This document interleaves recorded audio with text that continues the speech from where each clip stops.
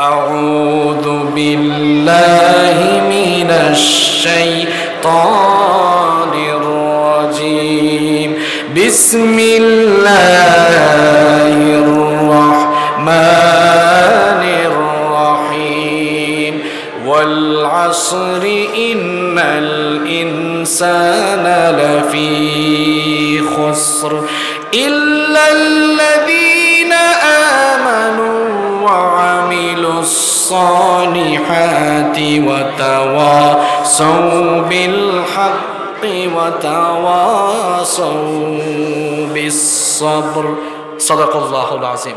এই সূরাটি অনেক লম্বা সূরা না, খুব ছোট সূরা, ছোট্ট একটি সূরা। আমরা এই সূরার সরল তর্জমা বাংলা অনুবাদ জেনে নেই। ওয়াল আসর, সময়ের কসম, যুগের কসম, ইতিহাসের কসম, আসরের কসম। ইন্নাল ইনসানা লাফি খুসর, নিশ্চয়ই মানুষ ক্ষতিতে ডুবে আছে, মানুষ ক্ষতিতে নিমজ্জিত হয়ে গিয়েছে। ইল্লাল্লাযীনা আমানু, তবে তারা ছাড়া যারা ঈমান এনেছে। ওয়া আমিলুস সালিহাত, এরপরে নেকির কাজ করে যাচ্ছে, ভালো কাজ করে যাচ্ছে। ওয়া তাওয়াসাউ বিল হক, হকের উপরে টিকে থাকার জন্য পরস্পরকে ওসিয়ত করছে।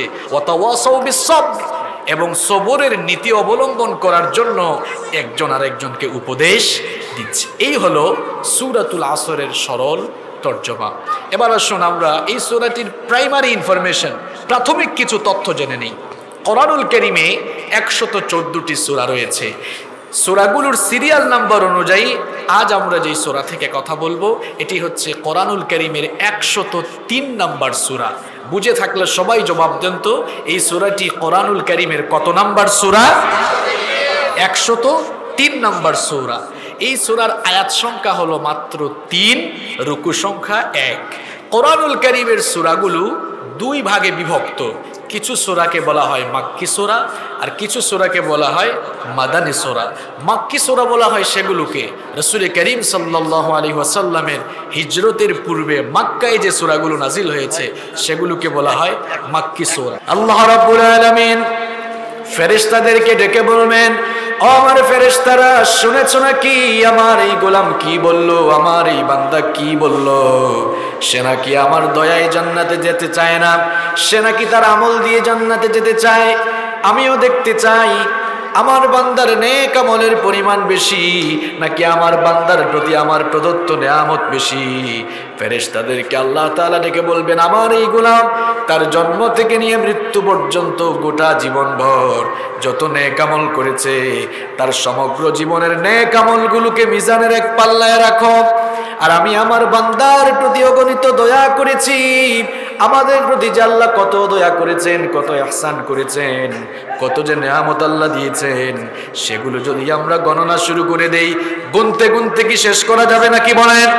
ওয়া ইন তা'উদ্দু নি'মাতাল্লাহি লা তুহসুহা, আল্লাহ তাআলা বললেন, বান্দারে তোমাদেরকে এত এত নেয়ামত দিয়েছি, গণনা যদি শুরু করে দাও গুনতে গুনতে শেষ করতে পারবা না।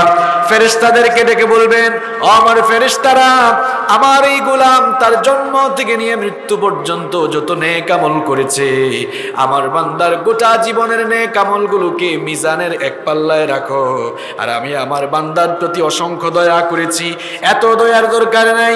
সুন্দর এই পৃথিবী দেখার জন্য আমি আমার বান্দাকে দুটি চর্মচক্ষু দিয়েছিলাম, দুটি চক্ষুরও দরকার নাই, একটা চক্ষু নামক দয়াকে মিজানের আরেক পাল্লায় রাখো।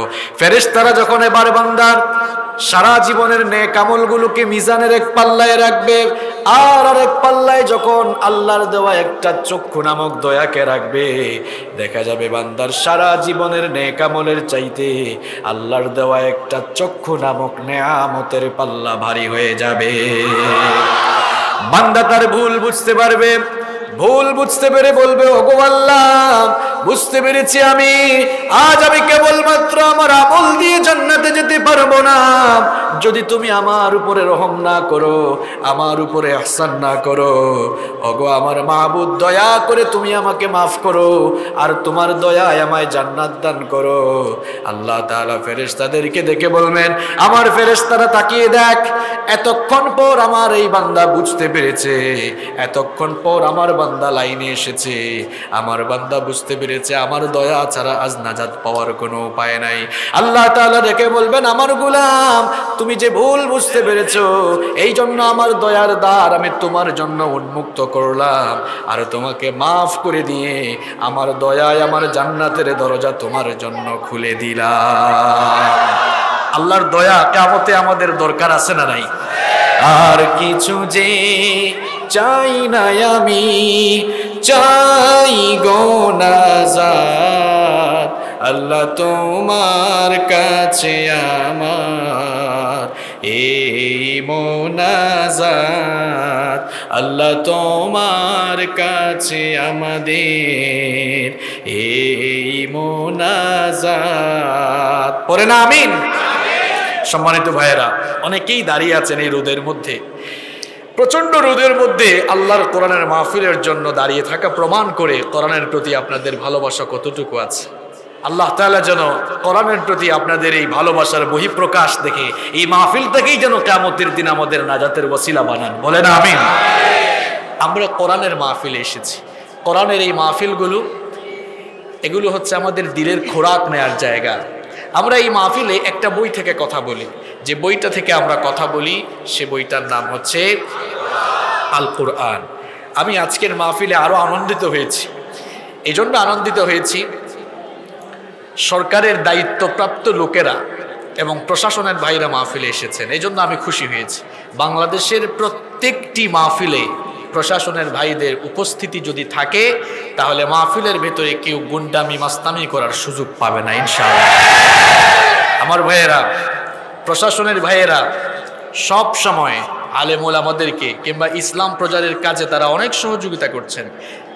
ইভেন বাংলাদেশের স্বাধীনতার স্বপ্নদ্রষ্টা, স্বাধীনতার মহানায়ক, স্বাধীনতার স্থপতি মরহুম বঙ্গবন্ধু শেখ মুজিবুর রহমান সাহেব, আল্লাহ তাকে মাফ করে দিন, তিনি যখন স্বাধীনতার জন্য প্রদত্ত ভাষণে তিনি যখন বক্তব্য রাখছিলেন, তার বক্তব্যের মধ্যে ইসলামের প্রতি তার যে ভালোবাসা ছিল সেটা ফুটে উঠেছিল। আপনি যে কোনো রাজনৈতিক দল এই দেশে করতে পারেন, কিন্তু স্বাধীনতার জন্য বঙ্গবন্ধুর অবদানকে আপনি অস্বীকার করতে পারবেন না। বঙ্গবন্ধুর অবদানকে অস্বীকার করা মানে হলো নাফরমানি করা। কেন নাফরমানি করা? যে যতটুকু করবে ততটুকু স্বীকার করতে হবে। তিনি তার ভাষণে বলেছিলেন, রক্ত যখন দিয়েছি তখন আরো দেব, কিন্তু এই দেশের মাটিকে মুক্ত করে ছাড়বো ইন।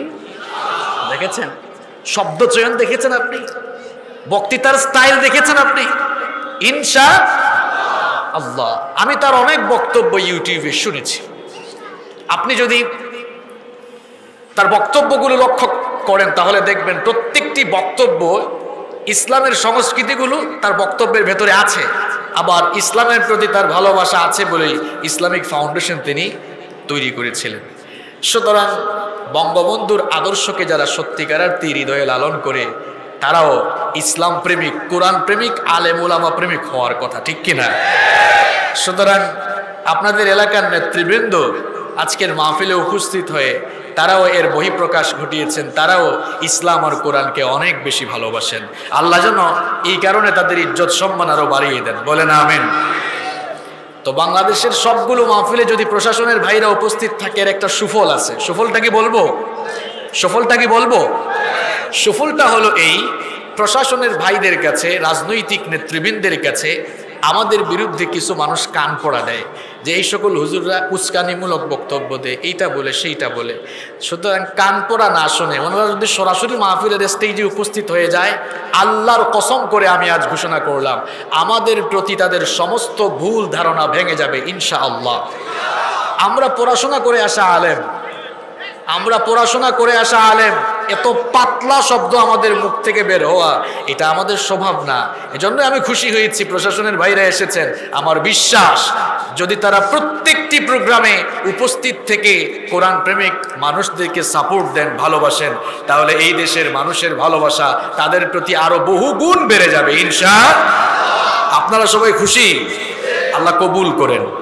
সম্মানিত ভাইয়েরা, আজ আমরা কোরআনের মাহফিলে এসেছি, এই জন্য এই কোরআন থেকেই কথা বলবো ইনশাআল্লাহ।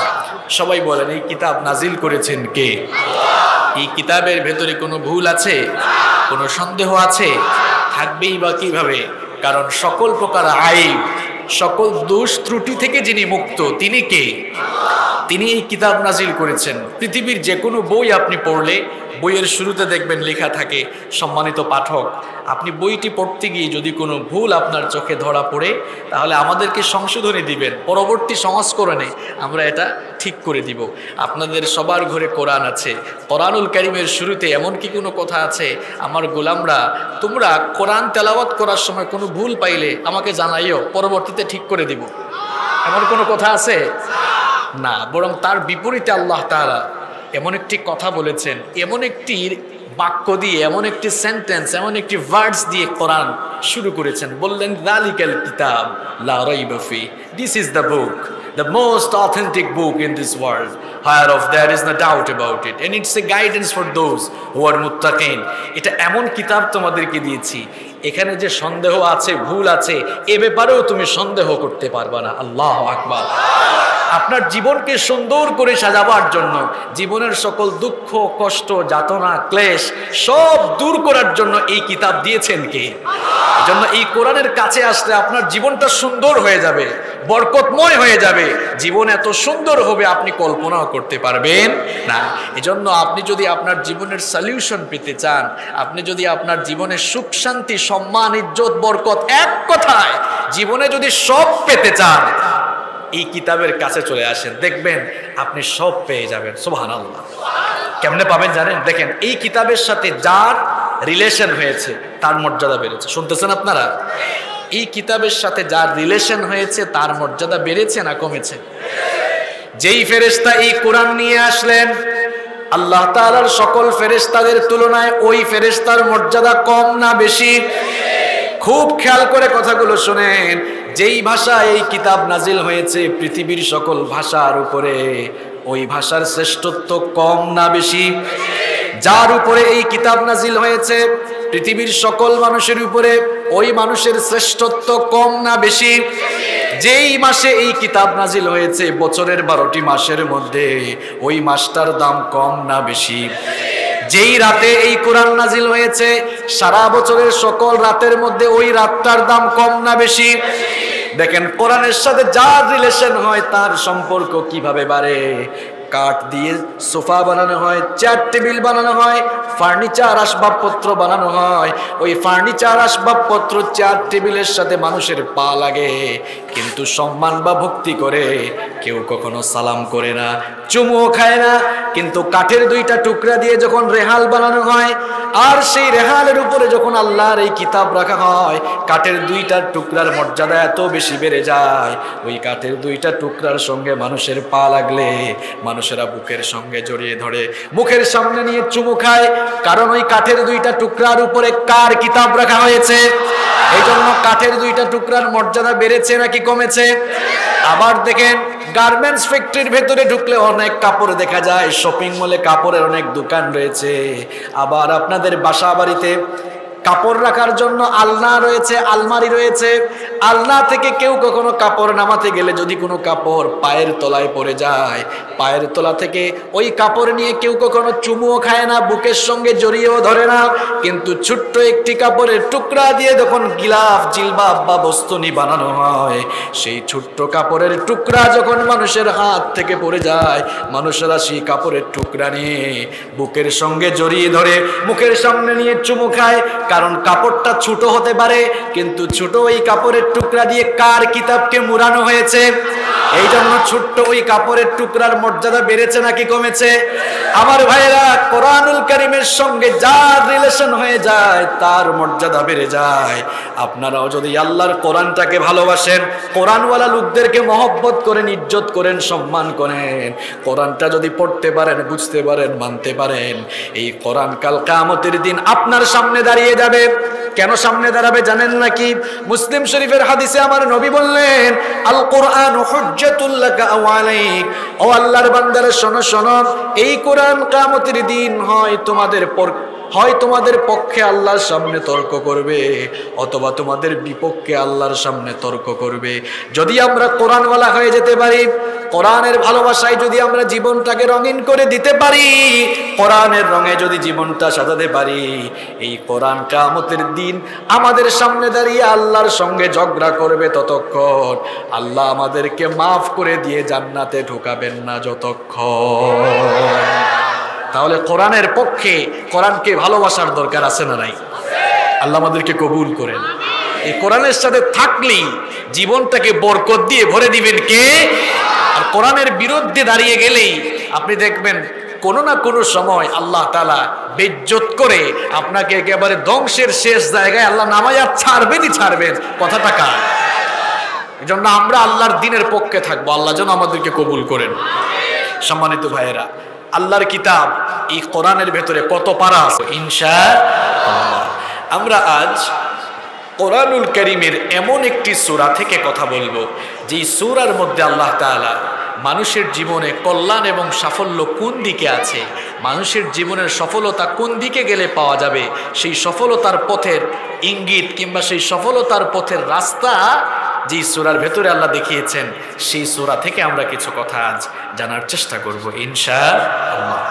কোন রাস্তায় গেলে মানুষের সর্বনাশ আসবে, মানুষের ক্ষতি হবে, মানুষের ধ্বংস অনিবার্য হয়ে যাবে, আর কোন রাস্তায় গেলে পরে মানুষ সফল হয়ে যাবে, এই কথাগুলো যে সূরার মধ্যে আল্লাহ তাআলা দিক নির্দেশনা দিয়েছেন, সেই সূরার নাম হচ্ছে সূরাতুল আসর। সূরাটির নাম সবাই বলেন তো? সূরাতুল আসর নামে যে একটা সূরা কোরআনে আছে, আপনারা সবাই জানেন তো? জানেন না? কোনটা? ইযা জাআ নাসরুল্লাহি, এটা? মাশাআল্লাহ। ওয়াল আসর। চলেন আমরা আগে সূরাটি সুন্দর করে সবাই তিলাওয়াত করি, এরপরে আমরা সূরার ভেতরে থাকা বিষয়গুলো বের করব ইনশাআল্লাহ। সবাই একটু জবানটা ছেড়ে দিয়ে, কোরআন পড়লে সওয়াব হয় না গুনাহ হয়? তাহলে সবাই জবান ছেড়ে দিয়ে আমার সাথে পড়ুন, আউযু বিল্লাহি মিনাশ শাইতানির রাজিম, বিসমিল্লাহির রাহমানির রাহিম, ওয়াল আসরি ইন্নাল ইনসানা লাফি খুসর ইল্লাল্লাযীনা আমানু ওয়া আমিলুস সালিহাতি ওয়া তাওয়াসাউ বিল হাক্কি ওয়া তাওয়াসাউ বিস সাবর। সাদাকাল্লাহুল আযীম। এই সূরাটি অনেক লম্বা সূরা না, খুব ছোট সূরা, ছোট্ট একটি সূরা। আমরা এই সূরার সরল তর্জমা বাংলা অনুবাদ জেনে নেই। ওয়াল আসর, সময়ের কসম, যুগের কসম, ইতিহাসের কসম, আসরের কসম। ইন্নাল ইনসানা লাফি খুসর, নিশ্চয়ই মানুষ ক্ষতিতে ডুবে আছে, মানুষ ক্ষতিতে নিমজ্জিত হয়ে গিয়েছে।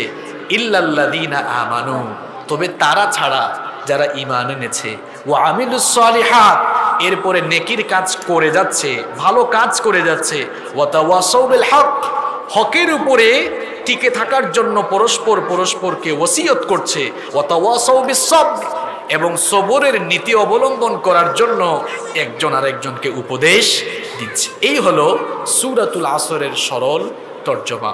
এবার আসুন আমরা এই সূরাটির প্রাইমারি ইনফরমেশন, প্রাথমিক কিছু তথ্য জেনে নিই। কোরআনুল কারীমে 114টি সূরা রয়েছে। সূরাগুলোর সিরিয়াল নাম্বার অনুযায়ী আজ আমরা যেই সূরা থেকে কথা বলবো, এটি হচ্ছে কোরআনুল কারীমের 103 নাম্বার সূরা। বুঝে থাকলে সবাই জবাব দেন তো, এই সূরাটি কোরআনুল কারীমের কত নাম্বার সূরা? 103 নাম্বার সূরা। এই সূরার আয়াত সংখ্যা হলো মাত্র 3, রুকু সংখ্যা 1। কোরআনুল কারীমের সূরাগুলো দুই ভাগে বিভক্ত, কিছু সূরাকে বলা হয় মাক্কি সূরা, আর কিছু সূরাকে বলা হয় মাদানী সূরা। মাক্কি সূরা বলা হয় সেগুলোকে রাসূল করিম সাল্লাল্লাহু আলাইহি ওয়াসাল্লামের হিজরতের পূর্বে মক্কায় যে সূরাগুলো নাজিল হয়েছে সেগুলোকে বলা হয় মাক্কি সূরা। বাচ্চাটা হারিয়ে গেছে, নিশ্চয় মা কান্নাকাটি করছে।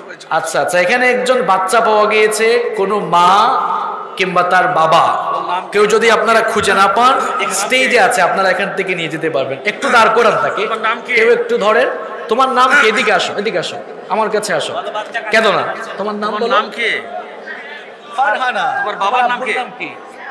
বাড়ি কোথায়? বাড়ি কোথায় জানো? আম্মুর নাম বলো।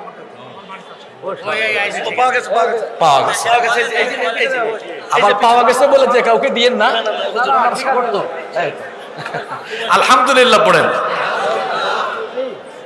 সম্মানিত ভাইয়েরা। তাহলে কোরআনুল কারীমের সূরাগুলো কয় ভাগে বিভক্ত? দুই ভাগে। কিছু সূরা মাক্কি আর কিছু সূরা মাদানী। মাক্কি সূরা বলা হয় সেগুলোকে যেগুলো হিজরতের আগে মক্কায় নাজিল হয়েছে, আর মাদানী সূরা বলা হয় সেগুলোকে যেগুলো রাসূল করিম সাল্লাল্লাহু আলাইহি ওয়াসাল্লামের হিজরতের পরে মদিনায় নাজিল হয়েছে। আমরা আজকে সূরাতুল আসর নিয়ে কথা বলছি। এটি হচ্ছে মাক্কি সূরা। সংখ্যাধিক্য মুফাসসিরিনে কেরাম এটিকে মাক্কি সূরা বলে অভিহিত করেছেন। এবার আসুন আমরা এই সূরাটির ফজিলত সম্পর্কে জেনে নেব। তার আগে দেখি, একটু টেস্ট করি আপনারা কতটুকু মুখস্থ করলেন। এটা তো ক্লাস, এটা আপনাদের একাডেমিক ক্লাস, আপনারা মাহফিল থেকে জ্ঞান অর্জন করবেন। বলেন তো সূরাতুল আসরের আয়াত সংখ্যা কত? রুকু সংখ্যা? এটা কত নাম্বার সূরা? মাক্কি না মাদানী? এটাই তো সফলতা, যে শ্রোতারা শিখে যাবে। আলহামদুলিল্লাহ। এবার আসেন, এই সূরাটি কত ফজিলতপূর্ণ সূরা। আপনারা মনে করেন অনেকে এটা তো 2 লাইনের সূরা, আমাদের সবার মুখস্থ, এবং আমিও জানি এখানে হয়তো 95% বা তার চেয়ে বেশি মানুষের এই সূরাটি মুখস্থ রয়েছে। কিন্তু এই সূরাটির ভেতরে যে বিশাল এক সাগর রয়েছে, বিশাল এক খনি রয়েছে, আমরা জানি না। মাত্র 3টি আয়াত। বিশেষজ্ঞ স্কলাররা বলেছেন এটা যেন ঝিনুকের ভেতরে মুক্তো আল্লাহ ঢুকিয়ে দিয়েছেন। অর্থাৎ মাত্র 3 আয়াত বিশিষ্ট ছোট্ট এই সূরাটি নিয়ে কেউ যদি রিসার্চ করে, কেউ যদি গবেষণা করে, এর মর্মার্থ কেউ যদি বুঝতে চায়, তাহলে এই সূরাটি দিয়েই শত শত হাজার হাজার গ্রন্থ রচনা করা সম্ভব। আল্লাহু আকবার। চিন্তা করেছেন কত গুরুত্বপূর্ণ সূরা, কত ইম্পর্টেন্ট এই সূরাটা আমাদের জন্য। ইমাম শাফিঈ রাহমাতুল্লাহি আলাইহি, নাম শুনেছেন তো আপনারা? শাফিঈ মাযহাবের একজন নেতা ইমাম শাফিঈ রাহমাতুল্লাহি আলাইহি, তিনি খুব চমৎকার করে বলেছেন এই সূরার ব্যাপারে, লাউ তাদাব্বারান নাসু হাদিহিস সূরাতু আলা ওয়াসিআতুম, মানুষেরা যদি হেদায়াত পেতে চায় তাহলে সূরাতুল আসর, এই ছোট্ট সূরাটি, এটা যদি তারা হৃদয়ঙ্গম করতে পারে, ছোট্ট এই সূরাটি যদি মানুষেরা বুঝতে পারে, ছোট্ট এই সূরাটি মানুষের হেদায়েতের জন্য যথেষ্ট হয়ে যাবে। ছোট্ট এই সূরাটি আপনাকে হেদায়েতের রাস্তা দেখাতে পারে, আর হেদায়েতের রাস্তা পেয়ে গেলেই সোজা আপনাকে জান্নাতের ঠিকানা দিবেন কে? আল্লাহ। চিন্তা করেছেন কথাটার মাপ? লাউ তাদাব্বারান নাসু হাদিহিস সূরাতা লাওয়াসিআতুহুম, যদি এই সূরাটি মানুষ বুঝতে পারে, হৃদয়ঙ্গম করতে পারে, বুঝে ফেলতে পারে, তাহলে এই সূরাটি তাকে হেদায়েত দেওয়ার জন্য যথেষ্ট। আল্লাহু আকবার। দেখেন এই সূরাটি আমরাও তো মুখস্থ করেছি, রাসূল করিম সাল্লাল্লাহু আলাইহি ওয়াসাল্লামের সাহাবীরাও মুখস্থ করেছেন। এই সূরাটি আমরা কেমন আমল করি আর আল্লাহর নবীর সাহাবীরা কেমন আমল করতেন এবার শুনেন। আল্লাহর নবীর সাহাবীরা এই সূরাটিকে এত গুরুত্ব দিয়ে আমল করেছেন। আবু দাউদ শরীফে এসেছে, কানার রাজুলান মিন আসহাবিন নবী সাল্লাল্লাহু আলাইহি ওয়াসাল্লাম ইযা ইলতাকায়া লাম ইফতারিকা হাত্তা ইয়াকরা আহাদুহুমা আলাল আখির সূরাতুল আসর। আল্লাহর নবীর সাহাবীরা যখন একজন আরেকজনের সাথে সাক্ষাৎ করতেন, তাদের কথাবার্তা শেষ করার পরে বিদায় বেলা একজন আরেকজনকে সূরাতুল আসর না শুনিয়ে বিদায় নিতেন না। বলেন, সাহাবীরা তো সোনার মানুষ, এদের উপরে আল্লাহ সন্তুষ্ট, তারাও আল্লাহর উপরে। এজন্য আমরা বলি রাদিয়াল্লাহু, এটা তো আরবি, এটার অর্থ কি? রাদিয়াল্লাহু আনহু, অর্থাৎ এই মানুষদের উপরে আল্লাহ সন্তুষ্ট রয়েছেন। সুবহানাল্লাহ। আমার নামের শেষে তো বলা হয় না এম হাসিবুর রহমান রাদিয়াল্লাহু আনহু, বলা হয়। আপনার নামের শেষেও বলা হয় না রাদিয়াল্লাহু আনহু, কারণ আমাদের উপরে আল্লাহ সন্তুষ্ট আছেন নাকি অসন্তুষ্ট আমরা কেউ এরপরেও আমরা যে একটা ভাবসাব নিয়ে চলি, আল্লাহু আকবার। আর সাহাবীরা কি নম্র জীবনযাপন করেছেন, কি ভদ্র, কি স্মার্ট জীবনযাপন করেছেন। আসলে রহমানের বান্দা তো হবে তারা, ওয়া ইবাদুর রহমানিল্লাযীনা ইয়ামশুনা আলাল আরদি হাওনা। এরা ভদ্রভাবে জমিনে চলবে, এরা দম্ভ করে বুক ফুলিয়ে দাম্ভিকতার সাথে জমিনে চলবে না, তারা খুব নম্রতার সাথে বিনয়ের সাথে জমিনে বিচরণ করবে। কারণ জমিনটা তার নয়, জমিনটা কার?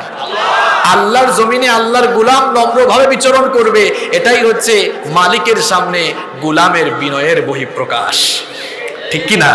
আল্লাহ আমাদেরকে বিনয়ী গোলাম বানিয়ে দাও। আরো আসতে বলেন আমিন। প্রিয় ভাইয়েরা, আমি বলছিলাম নবী করিম সাল্লাল্লাহু আলাইহি ওয়াসাল্লামের সাহাবীরা এই সূরাটিকে কি গুরুত্ব দিয়ে আমল করেছেন। আমার আপনার দেখা হলো, ভাই কেমন আছেন, খাইছেন কিনা, বাসার সবাই ভালো কিনা, এরপরে বললাম কি ঠিক আছে ভাই, ঠিক আছে, দেখা হবে, আল্লাহ হাফেজ বলে চলে গেল। আর আল্লাহর নবীর সাহাবীদের আমল কেমন ছিল? এই যে মনে করেন ভাইয়ের সাথে দেখা হয়েছে, সব কথাবার্তা শেষ, ভাই দাঁড়ান, ওয়াল আসরি ইন্নাল ইনসানা লাফি খুসর ইল্লাল্লাযীনা আমানু ওয়া আমিলুস সলিহাতি ওয়া তাওয়াসাউ বিল হাক্কি ওয়া তাওয়াসাউ বিস আল্লাহ হাফেজ। এটা ছিল সাহাবীদের আমল। আপনাদেরকে প্র্যাকটিক্যালি দেখায় গেলাম, এটা ছিল সাহাবীদের আমল। এবার আপনাদের মনে প্রশ্ন আসতে পারে, হুজুর কি কারণে বিদায় বেলা একজন আরেকজনকে সূরা আসর শোনাতেন? আমি তো উনাকে শুনিয়েছি, উনিও আমাকে শোনাতে হবে। এরকম দুই সাহাবী দেখা হইলেই বিদায় বেলা এটা তারা শোনাতেন। প্রশ্ন হলো কি কারণে শোনাতেন? কারণটা হলো এই, মানুষ জীবনে সফল হওয়ার জন্য সফলতার যে কাজগুলো করা দরকার, এই সূরার মধ্যে আল্লাহ তাআলা এগুলো বলে দিয়েছেন। এই কাজটি যারা করবে না, সে যে ধর্মের মানুষ হোক, হিন্দু, বৌদ্ধ, খ্রিস্টান, মুসলিম, যে ধর্মের মানুষ হোক, সে সর্বনাশ, ক্ষতি, জাহান্নামে নিপতিত হবে। আর এই চারটি কাজ যারা করবে, যে ধর্মের হোক, এই চারটা কাজ করলেই সোজা আল্লাহর জান্নাত। সুবহানাল্লাহ। যেহেতু মানুষের জীবনে সফলতা লাভের চারটি প্রধান কর্মসূচি এই সূরায় তুলে দেওয়া হয়েছে, এই জন্য রাসূল করিম সাল্লাল্লাহু আলাইহি ওয়াসাল্লামের সাহাবীরা দেখা সাক্ষাৎ হলেই বিদায় বেলা এই সূরাটি একজন আরেকজনকে শুনিয়ে দিতেন। সুবহানাল্লাহ পড়েন। তাহলে আমরা একটি আমল শিখে যাই। চলুন আজকের এই মাহফিল থেকে আমরা একটা আমল শিখে যাই। আমলটা কি? এখন থেকে আমাদেরও দেখা সাক্ষাৎ হলে আমরা বিদায় বেলা এই সূরা একজন আরেকজনকে শোনাবো। বলেন ইনশাআল্লাহ। কেন শোনাবেন? আর 15-20 মিনিট আলোচনা হলে বুঝতে পারবেন এই সূরার মধ্যে কি আছে। আল্লাহ যেন বুঝার তৌফিক দান করেন। তাহলে এই সূরার ফজিলত আমরা জানলাম। দেখেন, প্রথমে তিলাওয়াত করলাম, অর্থ করলাম, এরপরে আমরা সূরার প্রাইমারি ইনফরমেশন জানলাম, তারপরে সূরার ফজিলত জানলাম। এবার চলুন আমরা ব্যাখ্যায় চলে যাই, এরপরে লেসন জেনে আমরা দোয়া করে বাড়ি ফিরবো ইনশাআল্লাহ। প্রথম আয়াত ওয়াল আসর। এই যে ওয়া এসেছে, ওয়াও ছিলেন তো আপনারা, এটাকে বলা হয় ওয়াও কাসমিয়া, কসমের জন্য যে ওয়াও এসেছে। আল্লাহ তাআলা এখানে কসম করছেন। আমরাও কিন্তু কসম করি, আমরা কসম করি না মাঝে মাঝে? আল্লাহ তাআলাও কসম করেন, আমরা কসম করি, আল্লাহও কসম করেন। এখন আপনারা বুঝে শুনে জবাব দেন তো, আমাদের কসম আর আল্লাহর কসম কি এক? এবার প্রশ্ন হলো, তাহলে ভিন্নতা কোন জায়গায়? ভিন্নতা হলো এই জায়গায়, আমরা কসম করার ক্ষেত্রে কোন জিনিসের বিরাটত্ব, শ্রেষ্ঠত্ব, অভিনবত্ব, মহানত্বকে বিবেচনা করে তারপরে কসম করি। যেহেতু সবচাইতে বিরাট, সবচাইতে মহান, সবচাইতে বড়কে, আরো আসতে বলেন, এজন্য আমরা আল্লাহর নামে কসম করে মানুষকে অনেক সময় কোনো কথা বিশ্বাস করাতে যাই। আল্লাহর কসম, এই কাজটা আমি করি নাই। আল্লাহর কসম, এখানে আমি যাই নাই। আমরা কসম করি যখন কোনো কথা মানুষের কাছে বিশ্বাসযোগ্য হিসাবে প্রমাণ করতে চাই, গুরুত্বপূর্ণ কথাকে মানুষের সামনে বিশ্বাস করাবার জন্য আমরা কসম করি। আপনাদের কাছে আমার প্রশ্ন হলো, আল্লাহ তাআলা যখন কসম করেন, আল্লাহর কি ঠেকা পড়ছে যে কোনো কথা বিশ্বাস করাবার জন্য আল্লাহ কসম করবেন? না। আল্লাহ তাআলা যখন কসম করেন, যে জিনিসের কসম করেন, ওই জিনিসের সাথে যে বিষয়টা সংশ্লিষ্ট, সম্পর্কিত, ওই বিষয়টির কসম করে আল্লাহ তাআলা সেই জিনিসের গুরুত্ব মানুষের সামনে তুলে ধরতে চান। সুবহানাল্লাহ। এখানে আল্লাহ তাআলা সময়ের কসম করেছেন। কেন জানেন? সময়ের কসম এই জন্য করেছেন, যেহেতু আল্লাহ তাআলা এই সূরার ভেতরে মানুষের সফলতার ব্যাপারে কথা বলেছেন। তো মানুষের সঙ্গে তো সম্পর্ক রয়েছে সময়ের, কারণ মানুষের জীবন হলো সময়ের সমষ্টি। আমার আপনার জীবন হলো সময়ের সমষ্টি। 20 বছর, 30, 40, 50, 60, যে যত বছরই বাঁচেন, এই বছরগুলোর সময়ের সমষ্টির নাম হলো জীবন। যেহেতু আল্লাহ তাআলা মানুষের সফলতার ব্যাপারে এই সূরায় কথা বলেছেন। মানুষের সাথে তো সময়ের সম্পর্ক রয়েছে, এই জন্য আল্লাহ তাআলা সময়ের কসম করে পৃথিবীর মানুষদেরকে সময়ের গুরুত্ব বোঝাতে চেয়েছেন। সুবহানাল্লাহ। এখানে সময় বলতে কোন সময় বোঝানো হয়েছে, মুফাসসিরিনে কেরাম দুইটা মত দিয়েছেন। কেউ কেউ বলছেন এখানে আল আসর মানে গোটা সময়কে বোঝানো হয়েছে, অতীতকাল বর্তমান ভবিষ্যৎ সকল সময়কে হয়তো বোঝানো হয়েছে। আবার বর্তমান কাল তো কোনো কালও না, বর্তমান কাল বলতে কোনো কাল, প্রত্যেকটি ভবিষ্যৎ এসে বর্তমান হয়ে যায়, বর্তমান অতীত হয়ে যায়। এই কথাটা যে একটু আগে বললাম, এটা কি আর বর্তমান আছে? এটা অতীত হয়ে গিয়েছে, বর্তমান অতীত হয়ে যাচ্ছে, ভবিষ্যৎ অতীত হয়ে যাচ্ছে। প্রত্যেকটি কথা এবং কাজ অতীতের গর্ভে বিলীন হয়ে যাচ্ছে। তো কেউ কেউ বলছেন আসর দ্বারা গোটা সময় উদ্দেশ্য, আর কেউ কেউ বলছেন না, আসর দ্বারা শুধুমাত্র আসরের সময় উদ্দেশ্য। আসরের সময় একটা নামাজ আছে, সেটাকে আমরা বলি বাংলায় আসরের নামাজ, আরবিতে বলা হয় সলাতুল আসর। তো আসরের কসম করেছেন। আসরের কসম কেন করেছেন জানেন? আসরের সময়টা শর্ট নাকি লং? আমার কথা বুঝতে পারছেন আপনারা? শোনা যায়? বলেন তো, আসরের সময়টা শর্ট নাকি লং? Short time. আমার আপনার জীবন হলো আসরের মতো শর্ট, কখন যে চলে যাবে আমরা কেউ জানে না। এই জন্য আল্লাহ তাআলা আসরের কসম করে মানুষকে বোঝাতে যাচ্ছেন, বান্দারে তোর সময় তো চলে যায়, তুই সফলতার জন্য কাজগুলো তো করছিস না, আমি সময়ের কসম করে তোকে সতর্ক করছি, সফলতার জন্য যে কাজগুলো এই সূরাতে আমি বলেছি এগুলো কর, এগুলো করলেই সফলতা রয়েছে। এই জন্য রব্বুল আলামিন সময়ের কসম করলেন, ওয়াল আসরি ইন্নাল ইনসানা লাফি খুসর। আল্লাহ তাআলা বলছেন আমি কসম করছি সময়ের, কসম করছি যুগের, কসম করছি ইতিহাসের, এই সময় কাজে না লাগালেই মানুষ ক্ষতিতে পড়ে যাবে। সময় হলো মানুষের জীবনের সবচাইতে গুরুত্বপূর্ণ মূলধন, সময় হলো মানুষের জীবনের সবচাইতে গুরুত্বপূর্ণ ইনভেস্টমেন্ট। এই সময়কে যদি মানুষ কাজে না লাগায় তাহলে মানুষরা ক্ষতিতে পড়ে যাবে, ধ্বংসে নিমজ্জিত হয়ে যাবে, মানুষের জন্য ধ্বংস অনিবার্য হয়ে যাবে। এই জন্য রব্বুল আলামিন সূরাতুল আসরের শুরুতে সময়ের কসম করলেন, ওয়াল আসরি ইন্নাল ইনসানা লাফি খুসর। সময়ের কসম।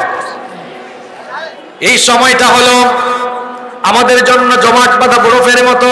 ইমাম রাজি রাহমাতুল্লাহি আলাইহি বলছেন, একজন বরফ বিক্রেতার কাছ থেকে আমি সূরাতুল আসরের ব্যাখ্যা বুঝেছিলাম। আমি একবার বাজারে গেলাম, বাজারে গিয়ে শুনতে পেলাম এক আইস বিক্রেতা, বরফ বিক্রেতা বলছে, ওই মানুষটার উপরে তোমরা দয়া করো যার পুঁজি গলে যাচ্ছে।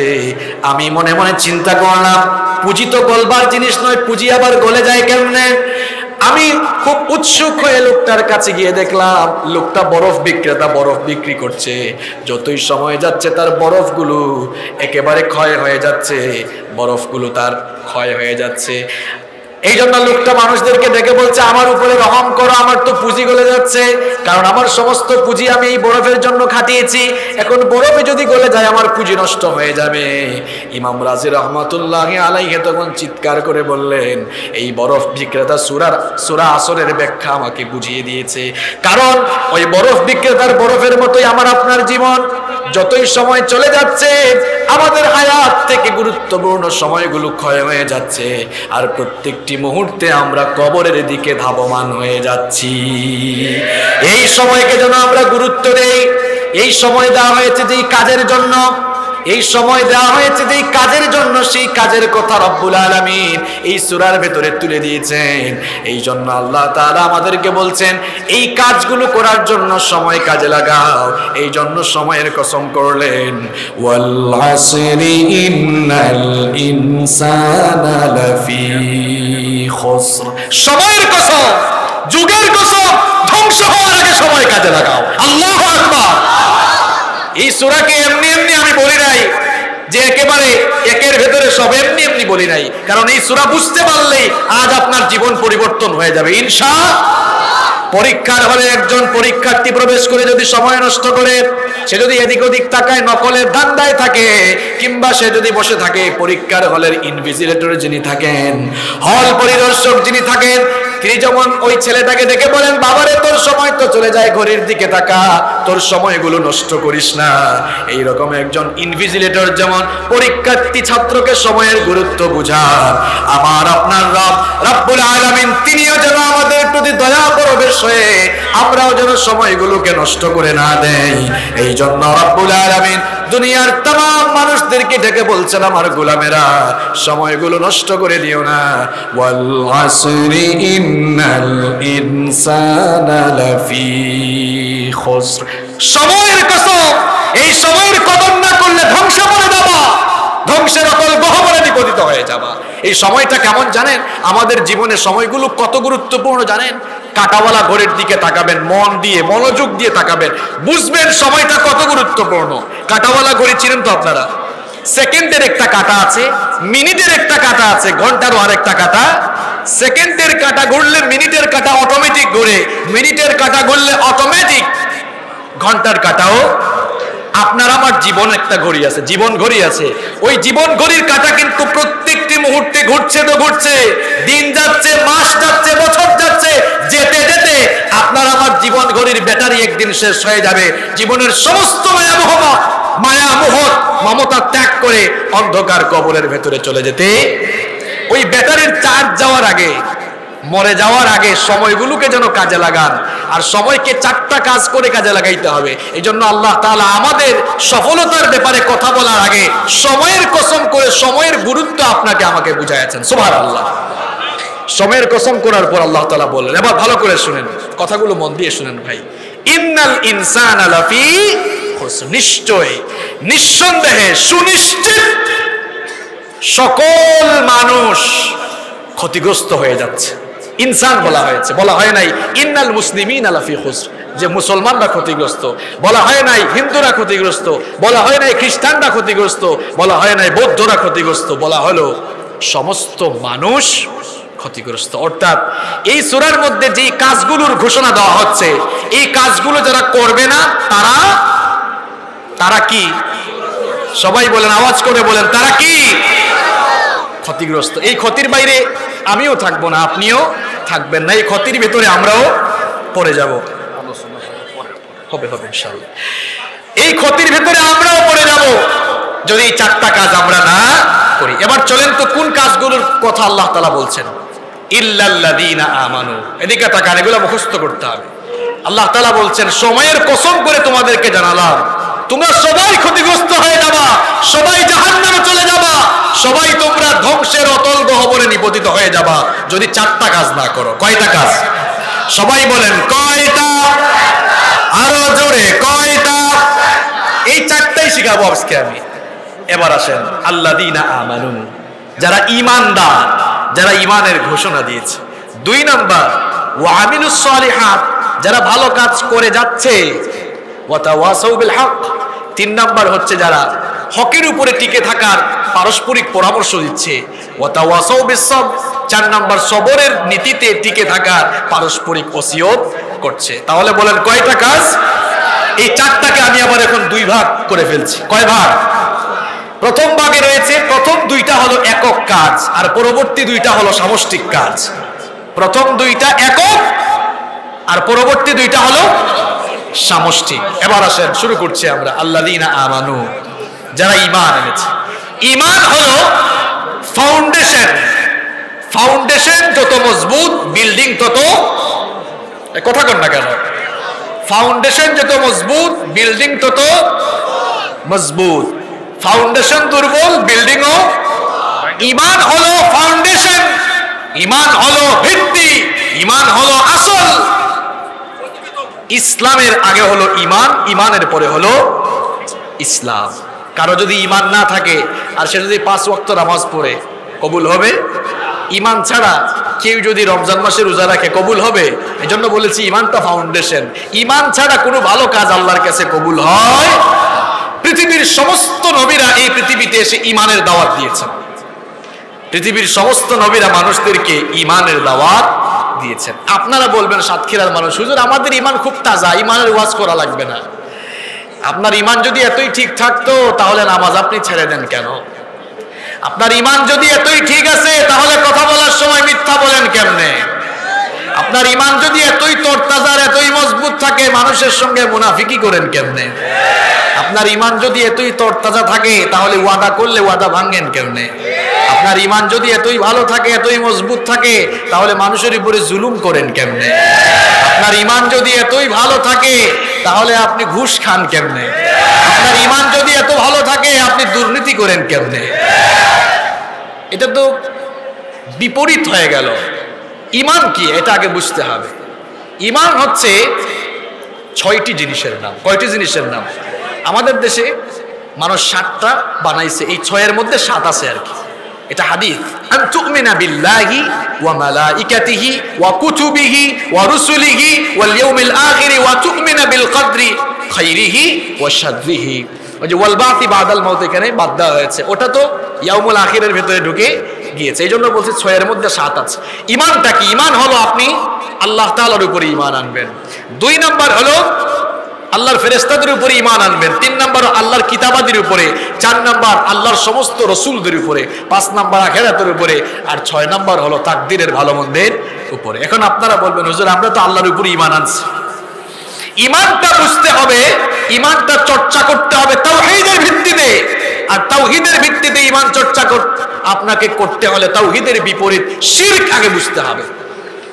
দিন বুঝতে হলে রাত বুঝতে হয়, রাত বুঝতে হলে আগে দিন বুঝতে হয়। বিপরীত জিনিস না বুঝলে ওই জিনিসটাকে বোঝা যায় না।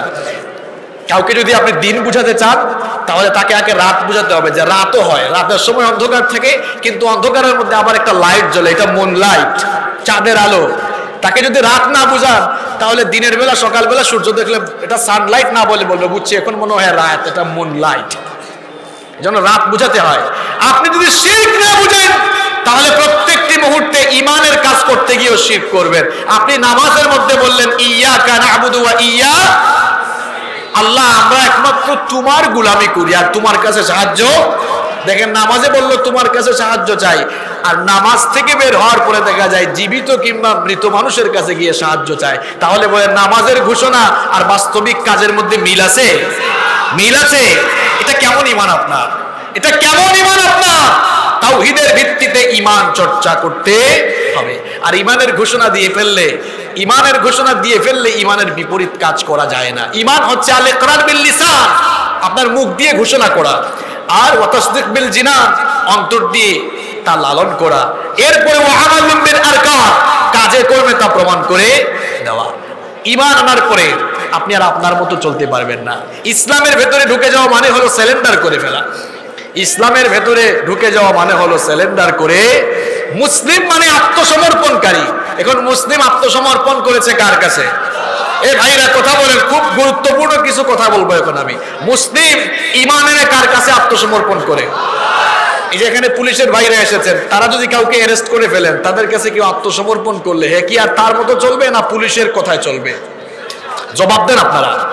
পুলিশের কথায় চলবে। সুতরাং আপনিও ঈমানদার হিসেবে দাবি করতে পারবেন তখন আল্লাহর কাছে পূর্ণাঙ্গ আত্মসমর্পণ করে, যখন আল্লাহর পুঙ্খানুপুঙ্খ বিধান মেনে চলবেন, তখনই আপনি সত্যিকারের মুসলিম হতে পারবেন।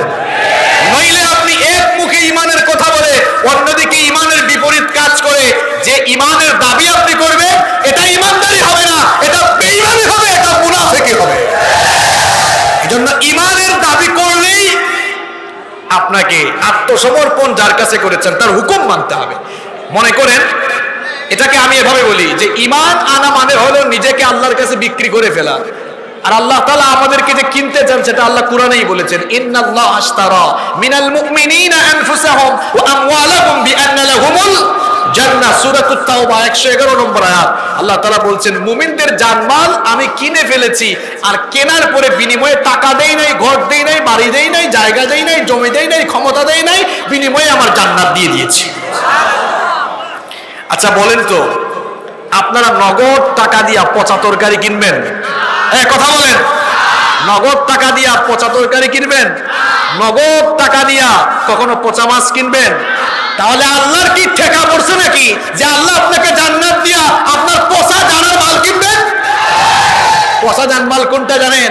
আপনি আপনার নিজেকে পচায় ফেলতেছেন। নামাজ পড়েন না, সুদের সাথে সম্পৃক্ত, ঘুষের সাথে সম্পৃক্ত, দুর্নীতির সাথে সম্পৃক্ত, জুলমের উপরে সম্পৃক্ত, এইরকম আরামখুরি জীবন যাপন করে আপনি যেই পথে জীবন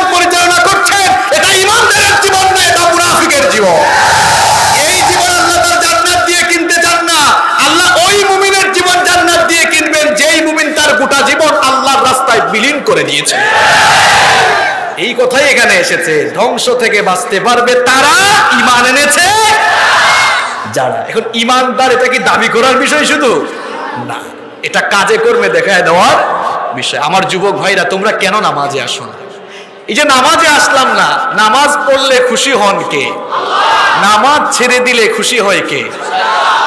আপনারাই বললেন। তাহলে ফজরের নামাজটা ছেড়ে দিয়ে আমরা কাকে খুশি করি? যোহর ছেড়ে দিয়ে কাকে খুশি করি? ঈমানের পরেই হলো নামাজ। আল্লাহ নবী বললেন, যেই ব্যক্তি নামাজ ছেড়ে দিল সেজন্য দ্বীনের সবচেয়ে গুরুত্বপূর্ণ খুঁটিটাকেই ভেঙে ফেলে দিল। বাইনাল আবদি ওয়াল কুফরি তারকুস সালাহ। আল্লাহর বান্দা আর কাফেরের মধ্যে তফাৎ হলো নামাজ ছেড়ে দেওয়া, কারণ আল্লাহর গোলাম কখনো নামাজ ছাড়তে পারে না। আজ আমরা নামাজটাই ঠিক মতো পড়ি না। কেমন ঈমানদার হলাম আমরা? নামাজটা পড়তে পারলাম না। এ যুবক আর তরুণ ভাইরা, তোমরা কখন নামাজ ধরবা?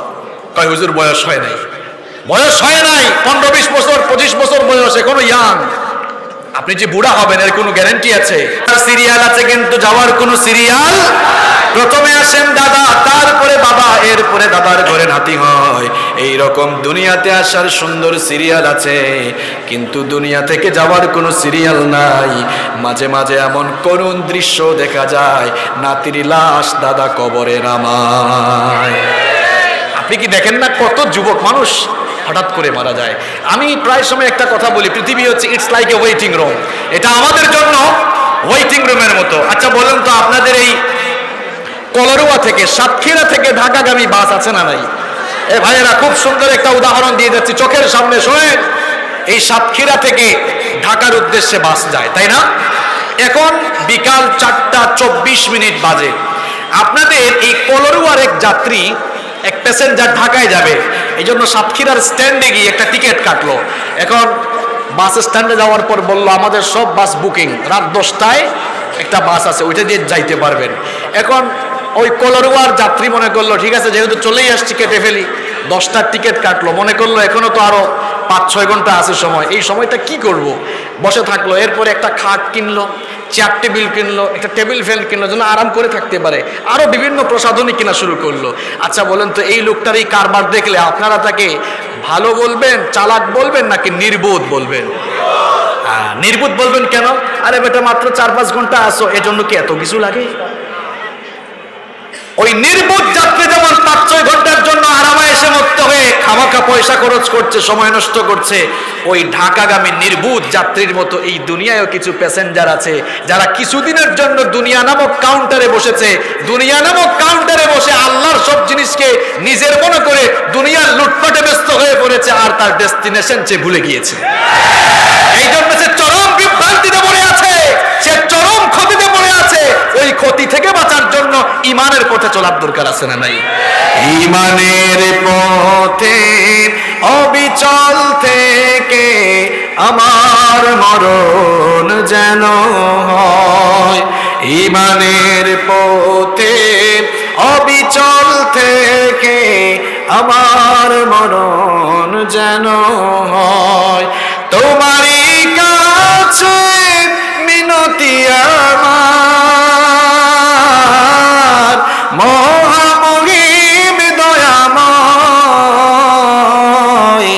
ঈমানের পথে অবিচল থেকে আমাদের মরণ যেন হয়। পড়েন আমিন। ঈমানের পথে চলে যদি মরতে পারেন কি হবে জানেন? রব্বুল আলামিন কোরআনে কারীমের 8 নম্বর সূরা, রব্বুল আলামিন কোরআনে কারীমের 41 নম্বর সূরা, সূরা হামিম আস-সাজদা এর 30 নম্বর আয়াতে ঘোষণা দিলেন, ইন্নাল্লাযীনা ক্বালু রাব্বুনাল্লাহু সুম্মা ইসতাকামু তাতানাজ্জালু আলাইহিমুল মালায়েকা আল্লা তাখাফু ওয়া লা তাহজানু ওয়া আবশিরু বিল জান্নাতিল্লাতী কুনতুম তুআদুন। আল্লাহ তাআলা বলছেন, নিশ্চয়ই যারা ঘোষণা দিয়েছে আল্লাহ আমাদের রব, সবাই প্রাণবন্ত আওয়াজে বলেন তো আমাদের রব কে? নিশ্চয়ই যারা ঘোষণা দিয়েছে আল্লাহ আমার রব, আর ওই রবের পথে যারা জীবন পরিচালনা করছে, রবের পথে যারা অবিচল থাকছে, রব্বুল আলামিন বলছেন তাদের জন্য ফেরেশতারা সুসংবাদ দিয়ে মৃত্যুর সময় বলবে, আল্লাহর বান্দা তোমার কোনো ভয় নাই, তোমার জন্য কোনো চিন্তা নাই, চিরদিনের জন্য আল্লাহর জান্নাতে প্রবেশের সুসংবাদ নিয়ে তুমি দুনিয়া থেকে প্রত্যাবর্তন করো। তাহলে ঈমানের পথে চললেই সফলতা আসবে, নইলে সফলতার বিপরীত ধ্বংসে নিমজ্জিত হয়ে যেতে হবে। সূরাতুল আসরের মধ্যে আল্লাহ তাআলা সেই কথাই বলছেন, ইল্লাল্লাযীনা আমানু, ধ্বংস থেকে ক্ষতি থেকে বাঁচবে তারা ঈমান এনে ঈমানের পথে চলবে। আল্লাহ আমাদেরকে পূর্ণাঙ্গ ঈমানদার বানাও।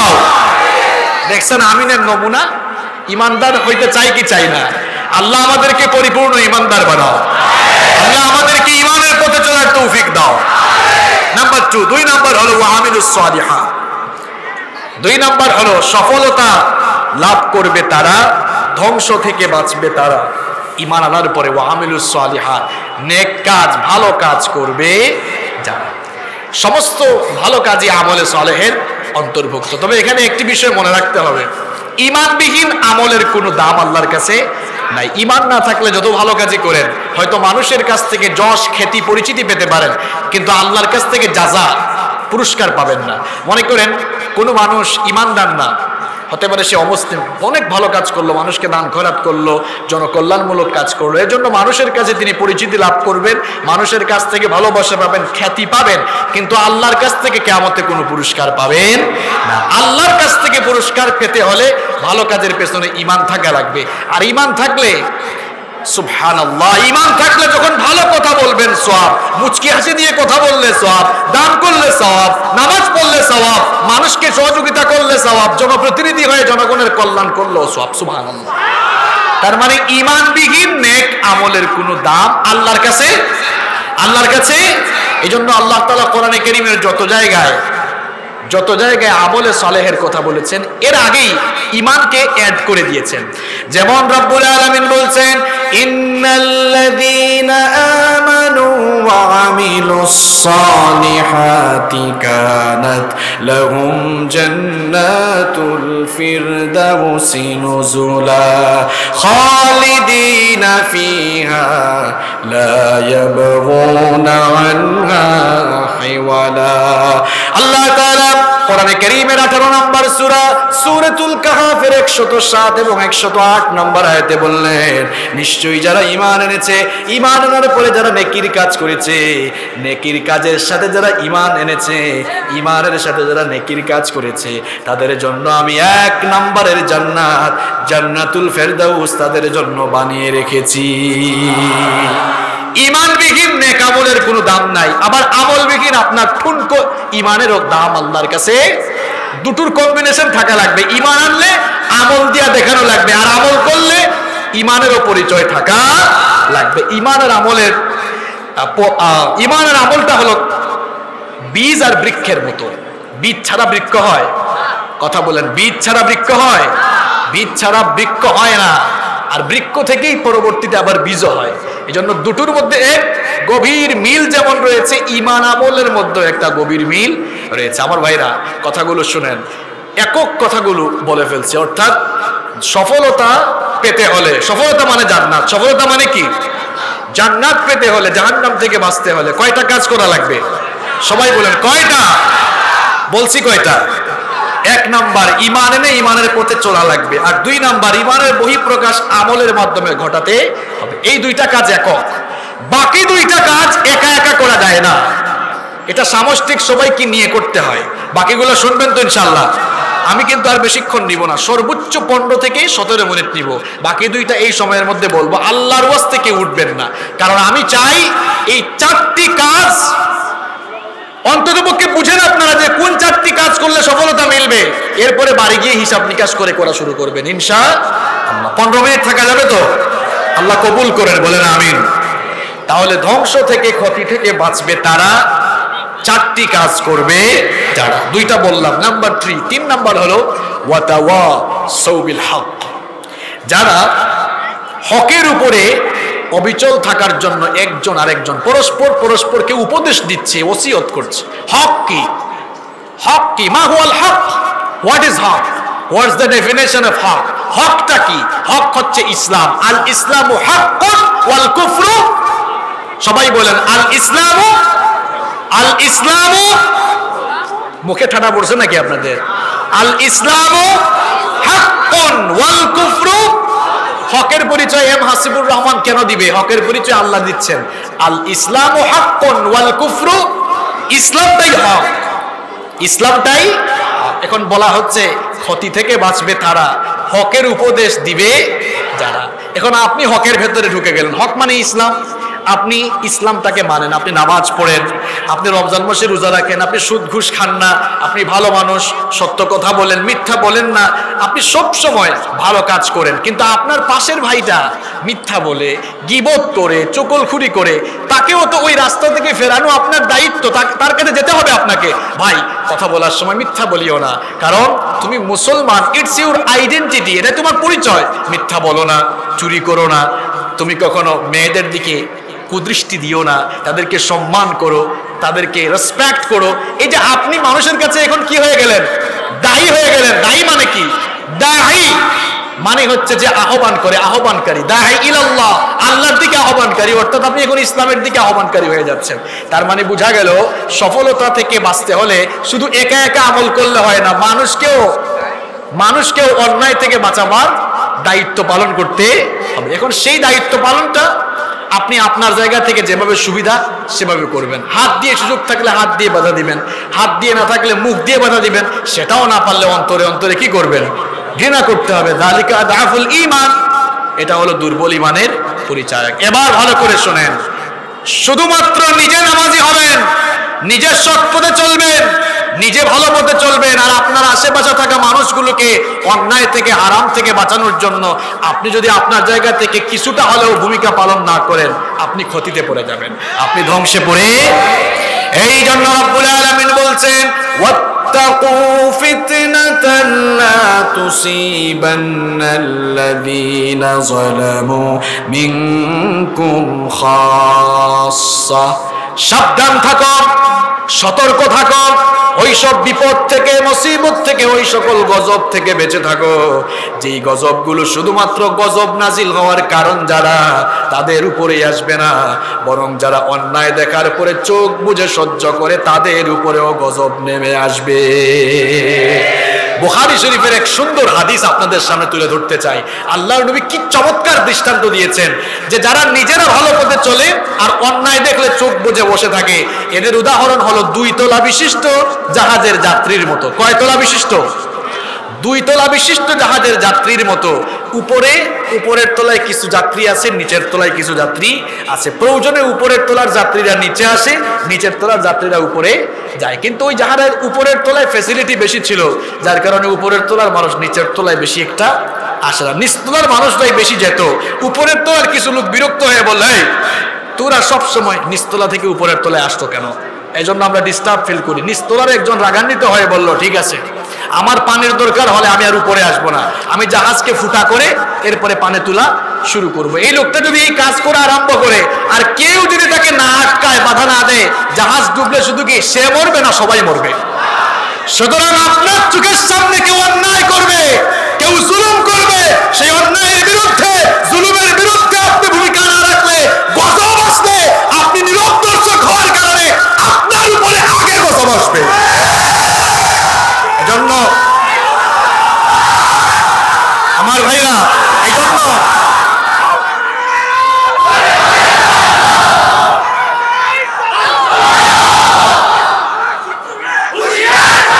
আমার ভাইরা শোনেন, স্লোগান পড়ে দিয়েন রে ভাই, স্লোগান পড়ে দিয়েন। আমি মাহফিলে স্লোগানের চাইতে কথা বুঝাকে বেশি পছন্দ করি। আমার ভাইরা শোনেন, কথাগুলো শোনেন। আপনাদের স্লোগানগুলো যে এই স্টেজের ভিতরে থাকে এটাও আমরা জানি, রাগ করেন না। আমাদের স্লোগানগুলো যেন স্টেজে না থাকে, আমাদের স্লোগানগুলো যেন হৃদয়ে লালন করে নিজের চরিত্র যেন গঠন করি। আল্লাহ কবুল করেন। আপনি কেন মানুষকে হকের দাওয়াত দিবেন? আমরা লাভ লসের হিসাব তো বেশি বুঝি, তাই না? নিজেকে লসে ফেলতে চান এমন কেউ কি আছে নাকি? যদি নিজের লস না চান, নিজের লাভ যদি চান, তাহলে আপনাকে হকের দাওয়াত দিতে হবে। কেন জানেন? দাউদ আলাইহিস সালামের জামানায় একটা ঘটনা শোনায়, খুব সংক্ষিপ্ত, শুনবেন তো আপনারা? দাউদ আলাইহিস সালামের সময়কার একটি ঘটনা। দাউদ আলাইহিস সালামের সময়ে শনিবারের দিন ছিল তাদের সাপ্তাহিক ইবাদতের দিন। যেমন আজকে জুমাবার, ইয়াউমুল জুমআ, এটা আমাদের মুসলমানদের সাপ্তাহিক ইবাদতের দিন। তো দাউদ আলাইহিস সালামের উম্মতের জন্য শনিবার ছিল তাদের সাপ্তাহিক সমাবেশ বা সাপ্তাহিক ইবাদতের দিন। তো দাউদ আলাইহিস সালামের সময়ে শনিবারের দিন মাছ ধরা নিষিদ্ধ ছিল। এখন এই মাছ ধরাকে কেন্দ্র করে দাউদ আলাইহিস সালামের উম্মতরা 3 ভাগে ভাগ হয়ে গেল। কয় ভাগ? কথা বলেন, কয় ভাগ? ভাইরা এদিকে তাকান। সুন্দর একটি ঘটনা শোনাচ্ছি, এই ঘটনার পরে আর আলোচনা চলবে না বেশি, এটাই আপনাকে হেদায়েত দিতে পারে কেন আপনি হকের দাওয়াত দিবেন। দাউদ আলাইহিস সালামের সময়ে শনিবারের দিনে মাছ ধরা নিষিদ্ধ ছিল। এই মাছ ধরা কেন্দ্র করে তার উম্মতের লোকরা 3 শ্রেণীতে বিভক্ত হয়ে গেল। এক ভাগ লোক সরাসরি আল্লাহর এই আইন অমান্য করলো, তারা মাছ ধরলো, তবে সরাসরি ধরলো না, একটু কৌশল করলো। শনিবারে মাছ যখন কিনারায় আসলো, আইল দিয়ে, আপনারা আইল বুঝেন না বেড়া বুঝেন? আপনাদের আঞ্চলিক ভাষায় কি বলে? আচ্ছা, বানা, বানা বুঝেন তো? বাটা বা আইল, আইল দিল। তারা বললো ঠিক আছে, শনিবারে মাছ খাবো না, আটকায় রাখবো, আর রবিবারে এগুলা মজা করে ধরে ধরে খাবো। কি টেকনিক! তাহলে এক ভাগ লোক সরাসরি অমান্য করে মাছ ধরলো। আর 2 নম্বর শ্রেণীর লোকেরা কি করলো? তারা বললো না, এটা করা ঠিক না, আল্লাহ নিষেধ করছেন, আমরা ধরবো না। আর যারা করতেছে এই কাজটা, এরা দেখলো, এরা বললো বাধাও এদেরকে দিব না, কারণ এরা যদি আবার আমাদের উপরে আক্রমণ করে, অর্থাৎ নিজেরা নিজেদেরকে অন্যায় থেকে বিরত রাখলো, কিন্তু অন্যায়কারী লোকদেরকে বাধা। কয় ভাগ? 3 নম্বর শ্রেণীর মানুষেরা, এরা আল্লাহর আইন মানলো, মাছ ধরলো না, কিন্তু যারা মাছ আটকাই দিছে এদের কাছে গিয়ে বললো, এই ভাই তোমরা মাছগুলো ধরতেছো কোনো, জানো না এটা আল্লাহর, সাবধান, এটা করো না, করলে গজব আসবে। তাহলে তারা মাছ খেলো না, যারা ধরলো তাদেরকে কি দিল? কয় ভাগ হয়েছে? আমি আবারও রিপিট করছি, এক ভাগ সরাসরি আইন অমান্য করে মাছ ধরলো, আরেক ভাগ আইন অমান্য করে নাই, মাছ খায় নাই, এদেরকে নিষেধ। 3 নম্বর আইন অমান্য করলো না, মাছ ধরলো না এরা, কিন্তু অন্যায়কারী লোকদেরকে বাধা দিল। যখন গজব নেমে আসলো তখন কি হলো জানেন? রব্বুল আলামিন কোরআনে কারীমে বলছেন, ওয়ালাকাদ আলিমতুমুল্লাযীনা আতাদাউ মিনকুম ফিস সাবতি ফাকুলনা লাহুম কুনু কিরাদাতান খাসিইন। শনিবারের ঘটনা তো তোমাদের জানা আছে। এই শনিবারের বিধান অমান্যকারীদের 2 গ্রুপকে আমি বানর বানিয়ে ফেলেছিলাম। কোন 2 গ্রুপ জানেন? যারা সরাসরি আল্লাহর আইন অমান্য করে মাছ ধরলো, আরেক ভাগ লোক যারা মাছ ধরলো না, আল্লাহর আদেশ মানলো, মাছ ধরে নাই, কিন্তু অন্যায়কারী লোকদেরকে বাধা দেয় নাই। এই 2 শ্রেণীর লোকদেরকে একত্রিত করে প্রায় 70,000 ইহুদিকে আল্লাহ তাআলা বানর বানিয়ে দিয়েছিলেন। আল্লাহু আকবার। এক ভাগ লোক বেঁচে গেল, তারা কারা? নিজেরা মাছ ধরলো না, আবার যারা করছিল এদেরকে বাধাও দিয়েছিল। সুতরাং আপনার চোখের সামনে অন্যায় দেখলে, কোনো বাজে কাজ দেখলে আপনাকে বাধা অন্তত দিতে হবে। যদি আপনি বাধা না দেন, এই কাজ যদি আপনি না করেন, আল্লাহর গজব আজ হোক কাল হোক আসবেই আসবে, এতে কোনো সন্দেহ নাই। আর ওই গজব, ওই ঠাডা যখন পড়বে, ঠাডাটা সবার আগে আপনার উপরে পড়বে। এজন্য আপনি যদি ধ্বংস থেকে বাঁচতে চান, সফল হতে চান, তাহলে হকের দাওয়াত আপনাকে দিতে। এই জন্য রব্বুল আলামিন বলছেন, ওয়ালতাকুম মিনকুম উম্মাতুন ইয়াদউনা ইলাল খায়রি ওয়া ইয়ামুরুনা বিল মারুফি ওয়া ইয়ানহাউনা আনিল মুনকার ওয়া উলাইকা হুমুল মুফলিহুন। তোমাদের মধ্যে এমন কিছু মানুষ থাকা উচিত যারা মানুষদেরকে ভালো কথা বলবে, ভালো কাজের আদেশ দিবে, অন্যায় অসত্য বাজে কাজ থেকে ফিরাবে। এই কাজগুলো যারা করবে, আমি আল্লাহর ডিক্লারেশন হলো ওই মানুষগুলো সফল হয়ে আল্লাহর জান্নাতে চলে যাবে। তাহলে ধ্বংস থেকে, ক্ষতি থেকে বাঁচতে হলে 3 নম্বর কাজ করতে হবে, নিজে হকের উপর থেকে আশপাশে থাকা মানুষগুলোকে হকের দাওয়াত দিতে। এবার 4 নম্বর কথাটা বলার আগে আমি আপনাদেরকে একটা আহ্বান জানাতে চাই, কেউ উঠবেন না। আমরা সফলতা লাভের 4টি কর্মসূচি এই সূরার আলোকে আজকে তুলে ধরছি। 3টা বলে ফেলেছি, আরো একটা আমি সর্বোচ্চ 3-4 মিনিটে বলবো। এর আগে এই যুব সমাজের ভাইরা অনেক কষ্ট করে আজকের এই প্রোগ্রাম অ্যারেঞ্জ করেছেন। আজকের এই মাহফিল অ্যারেঞ্জ হয়েছে খুর্দবাজার কেন্দ্রীয় জামে মসজিদের উদ্যোগে। এই মসজিদটি নতুন করে নির্মাণ হবে নাকি চলছে? হবে ইনশাআল্লাহ। তো এই মসজিদ হচ্ছে বাইতুল্লাহ, আল্লাহর ঘর। এই যে আপনারা উঠতেছেন কেন ভাই, এই সাতক্ষীরার মানুষ খুব ভদ্র, এই ভদ্রতার পরিচয়টা আর 7-8 মিনিট থেকে আপনারা দেন। সবাই বসেন, কথাগুলো শোনেন। তো এই মসজিদটার নির্মাণ কাজ শুরু হবে, আমরা প্রত্যেকেই আল্লাহর ঘর এই মসজিদের নির্মাণ কাজে সামিল হব। সবাই একটু হাতটা উপরে তুলেন তো, সবাই একটু হাতটা উপরে তুলেন। অনেকক্ষণ হয়েছে তো, একটু হাতটা নাড়াচাড়া করেন, এরকম দেন। হ্যাঁ, চেয়ারম্যান সাহেব সবচেয়ে উঁচা করে তুলেন। হ্যাঁ, একটু উঁচা করে তুলে। আচ্ছা, ভলান্টিয়ার ভাইরা চতুর্দিক থেকে এবার চাদর নিয়ে ঢুকে যান। আর আপনারাও আপনাদের হাতটা নিজের পকেটে ঢুকান, মানুষের পকেটে না, নিজের পকেটে ঢুকান। মা বোনদের প্যান্ডেলে কিছু ভাইকে বা কাউকে দায়িত্ব দিয়ে দেন। এবার সবাই পকেটে হাত ঢুকান, শুধু পকেটের ভাড়ার পয়সা ছাড়া আপনারা সবাই। আমিও সামিল হচ্ছি, যেটা আমি কথাগুলো বলছি, আমার তো সবার আগে হওয়ার কথা, তাই না? এই যে আমিও আপনাদের সাথে সামিল হচ্ছি। মাশাআল্লাহ, চেয়ারম্যান সাহেব 1 লক্ষ টাকা দিবেন। লিল্লাহি তাকবীর। দেখেন, মাহফিলের সভাপতিও আগে, প্রধান বক্তাও আগে, এরপরে আপনারা। এবার আপনারাও শুরু করেন, ঢুকান, হাত ঢুকান, পকেটে হাত ঢুকান, নেন। আমিও সামিল হলাম, আপনারাও সামিল হন, সবাই সবাই হাত ঢোকান। ওই ভাইরা যায় নাই, ভিতরে যায় নাই? আচ্ছা, যাচ্ছে। এবার আমাদের আলোচনাও চলুক, ওইটাও চলুক। এটা কি আমি করেছি?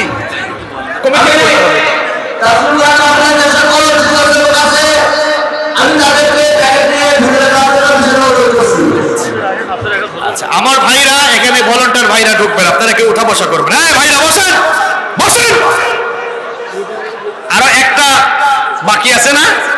এই একটা না আগে গেলে চলবে, একটাও নিয়ে যেতে হবে। ধ্বংস থেকে, ক্ষতি থেকে বাঁচবে তারা 4টি কাজ করবে। 1 নম্বর আল্লাযীনা আমানু, ঈমান এনেছে যারা। 2 নম্বর ওয়া আমিলুস সালিহাত, নেকির কাজ করে যাচ্ছে যারা। 3 নম্বর ওয়া তাওয়াসাউ বিল হক, হকের জন্য পারস্পরিক উপদেশ ওসিয়ত করছে যারা। 4 নম্বর ওয়া তাওয়াসাউ বিস সবর, সবরের উপরে টিকে থাকার ব্যাপারে পরামর্শ দিচ্ছে যারা। আমার ভাইরা শোনেন, এই সবর ছাড়া, এর আগের যে 3টি কাজ বললাম, সবর ছাড়া 3টা কাজ করা যায় না। ভালো কাজ করতে হলেও সবর লাগে, গুনাহের কাজ থেকে বেঁচে থাকতে হলেও সবর লাগে। এই ভাইরা বসেন বসেন, এরকম পরিস্থিতি সৃষ্টি করবেন না আর 5 মিনিটের জন্য। বসেন, সবাই বসেন। গুনাহের কাজ থেকে বেঁচে থাকতে হলে যেমন সবল লাগে, তেমনি নেক কাজ করতে হলেও সবল লাগে। নেক কাজ করতে হলে কিভাবে সবল লাগে? কনকনে ঠান্ডার রাতে, শীতের রাতে আপনি ঘুম থেকে উঠে নামাজে যাবেন, এজন্য এটা ধৈর্য লাগে। ধৈর্য ধরে উঠবেন, ধৈর্য ধরে নামাজে যাবেন। ভালো কাজ করতে হলে সবল লাগে। আপনার সামনে কেউ 5-7 লাখ টাকার ঘুষের বান্ডিল নিয়ে আসলো, এই ঘুষের বান্ডিলটা দেখে ইচ্ছা তো হয় টাকাগুলা নিয়ে নেই, কিন্তু সবর করে আর আল্লাহকে ভয় করে বেঁচে থাকলে এখানেও সবল লাগে কি লাগে না? তাহলে ভালো কাজ করতে সবল লাগে, আবার খারাপ কাজ থেকে বিরত থাকতে হলেও কি লাগে? ইমানের পথে চললে, নেক কাজ করলে আর হকের দাওয়াত দিতে হলে এই সবরের নীতি অবলম্বন করতে হবে। এই 4টি কাজ করবে যারা, সফল হয়ে আল্লাহর জান্নাতে ঢুকবে। এবার আমি আলোচনা শেষ করার আগে আমি আজকে যে আলোচনা হলো এর সামারি তুলে ধরতে চাই, এর লেসন আপনাদেরকে আমি পয়েন্ট আকারে বলে দিতে চাই। নাম্বার 1, 1 নম্বর হলো আল্লাহ তাআলা সময়ের গুরুত্ব দিতে বলেছেন, এই জন্য সময়ের কসম করলেন। সেজন্য আপনাদের প্রতি অনুরোধ হলো আমরা যেন সময়ের প্রতি যত্নবান হয়ে সময় কাজে লাগাই। 2 নম্বর হলো ধ্বংস থেকে, ক্ষতি থেকে বাঁচার জন্য যে কর্মসূচির ঘোষণা দেওয়া হয়েছে, এই কর্মসূচিগুলো যেন পালন করার তৌফিক আল্লাহ দান করেন, আমরা বলি আমিন।